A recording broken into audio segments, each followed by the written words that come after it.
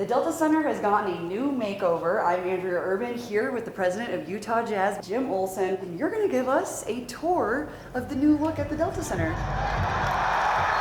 This is the Jazz locker room, the main entry. One of the new features is this big video board here that we installed. It's kind of your hero moment as you're walking in and get a feel for that this is a special place. Welcome, this is the locker room. As we talked about remodeling this year, Coach Hardy wanted the players in a little tighter, wanted them where we're a little more cohesive and together. What was something that the players shared with you guys that was important for them? What's the locker? How does it function? Do they have the space that they need for personal items? We spent a lot of time making sure the storage spaces, how they work, how much space they have. This is their workspace. Just wanted to make it according to what they wanted. Before we get to the hockey locker room, we'll show you the shared space. From your Utah Jazz. This is shared space between both basketball and hockey, where the players can get worked on and taped up, any kind of training that they need.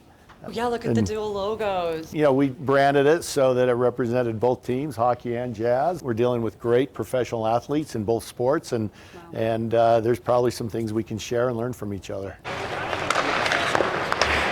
So when you go through this door, now we enter into the hockey locker room. Ventilation was a big part of this, getting the right space. It's kind of fun. If you look at, the ceiling, the cutout is the shape of an ice rink. The thing we're probably most proud of in this area is the logo puck. There's a superstition, you never step on the logo. You can't put the logo down in the carpet, and so we created the puck and put that up on the ceiling and really put the nice. brand up there, and the players have really liked it.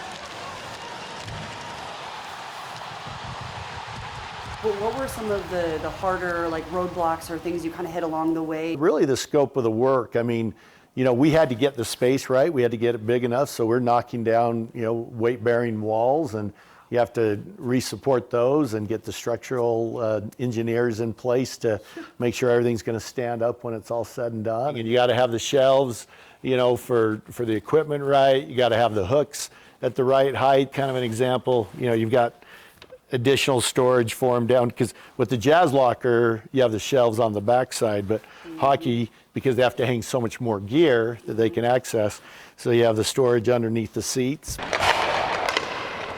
I'll show you something that's really interesting about hockey. They actually have two lockers.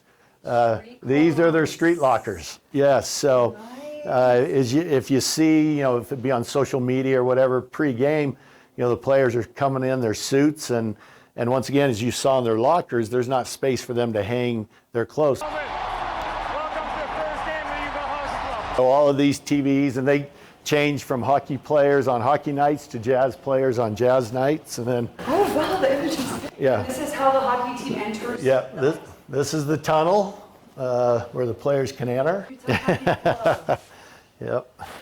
And then this would be And then a straight shot. these stairs would not be here. This was here because we had Disney on Ice, but they would walk right into their bench. Their player bench is right here. Wow, thank you so much. Thank you, appreciate it.